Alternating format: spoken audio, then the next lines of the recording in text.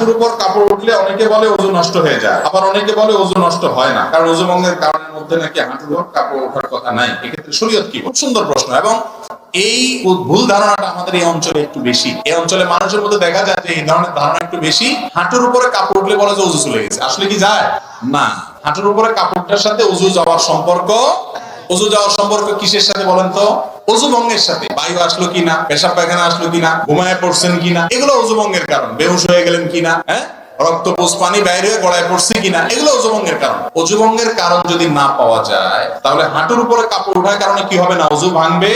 তবে যদি মানুষের সামনে, আরেকজনের সামনে হাঁটুর উপরে আপনার যা সতর যে আপনার দেখার জায়েজ নাই, ওযুখানা ওযু করতে গিয়ে এইভাবে হাঁটুর উপরে কাপড় উঠেছেন অন্যের সামনে, ওযু না ভাঙলে কি হবে? ফরজ ভেঙে যাবে। ফরজ ভাঙা বুঝেন কি?